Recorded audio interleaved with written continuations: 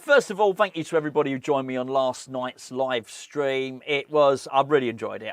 It's been too long. I don't do enough of them, and I'll certainly make sure that I do more. Very, very excited about this game, it has to be said. In many respects, it's quite funny. I don't care about the results. I don't care. I do care. I want a cup run. But if we don't get one, it's okay. If we lose this game, that's okay as well.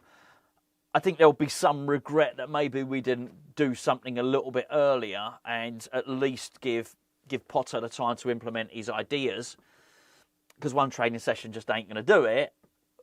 But you know what? I will understand that he can't implement them within that time. Look, Potter could be good, bad or indifferent. I don't know. But what he's done is he's given me some hope and he's given me some encouragement. And my goodness, it's amazing how that has been thin on the ground, isn't it? How you just get a little bit of hope and you get a little bit of optimism in your team.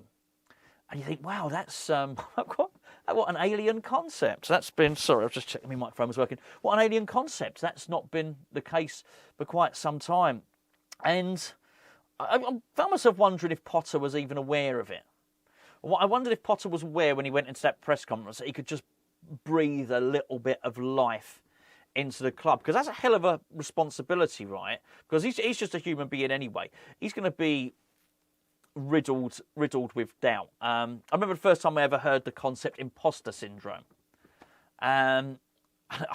It made so much sense, to me. I think I've almost had imposter syndrome at every single job I've done. First time I was a plumber, I turned up as an apprentice. First time I stopped being an apprentice and turned up for my first job, I thought I'm not equipped for this. First time, never mind first time doing a video, bloody done 500 videos. I still would do, I think, oh, hold on a second, I'm not sure.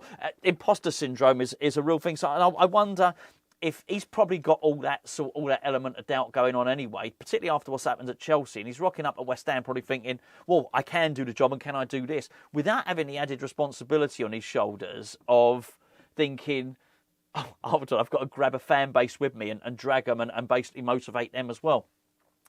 I genuinely think he's done that. And look, I can't possibly speak for all West Ham fans. I'll tell you what I can do, though. I can speak for the... after I finished doing a video, whatever there was, after I finished doing a video, I went and checked back on the figures. And during a video I did last night, hour and 20 minutes, over the hour and 20 minutes, 6,000 people watched that live, right? Loads of people commenting, don't mind hundreds, thousands of comments on it, live comments, right? So I think I've got a fair cross-section of how some West Ham fans are feeling. And there was genuine optimism. People were looking forward to it. People are excited. People were wondering what the team might be. The level of interest and enthusiasm in the comment section on that compared to what we have been getting. And I'm not just digging Lopetegui out here. The last little while under Moyes, there were players who were stinking the place out under Moyes. He would not change them. I think there was almost a case of, well, it doesn't matter. It doesn't matter what happens. It did feel like rearranging the deck chairs on the Titanic. Ultimately, it didn't matter. It felt like in a video there was genuine interest in what the selection might be, even if we know these are not ultimately going to be the tactics from Potter that we're going to see, the end of his vision or whatever it whatever he has in mind for West Ham as his project. We might not get that, but people are interested in the starting lineup. Who's he going to select? And I think if you're a player in this, you're going to be really invigorated by this. You're really going to be thinking, well, hold on, this is something that that I can get behind. And I think if you're someone like Luis Guilherme, for instance, you'd have absolutely been thinking, I've got no chance. Under Lopetegui, you've just got no chance. It's just not going to happen. Oh, I know he'd come on as a sub and all the rest of it in a couple of games, but it has taken God's grace and a fair wind and all the planets to align for that to happen. Bowen's had to be injured, so on and so forth, and still then you get the impression that he's just not fancied, basically. And I think someone like that, you think, oh, I've got a chance here. Maybe I do have a future at West Ham. And not just him, there's going to be numerous places. Irvin, he's going to be one, isn't he? He's going to be thinking, hold on.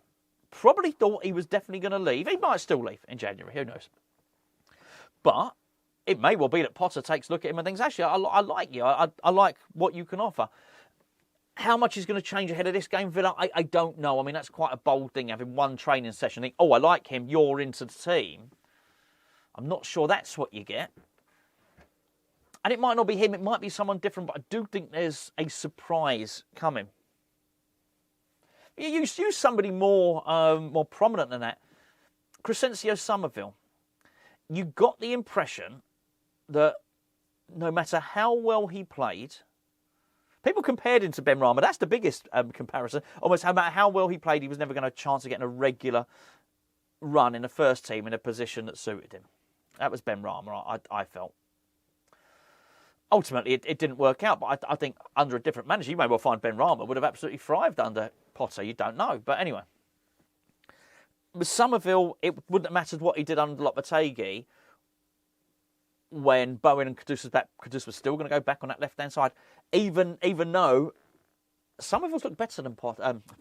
Somerville's looked better than Kudus on that left-hand side. I think with someone like him, he's going to be going into training with a real spring in his step. He's going to be getting onto that coach or train, thinking, I've got a chance here.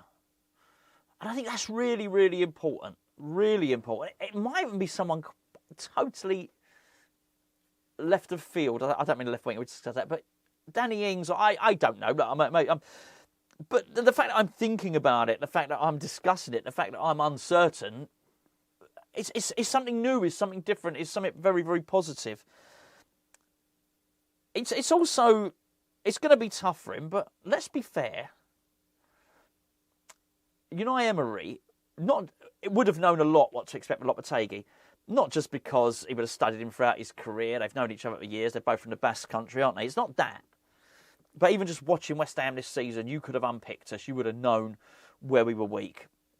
Anyone would have done. And he would have had a dossier there of information of what to expect from West Ham. He has got a blank page now, an absolute blank page. He will not know what to expect.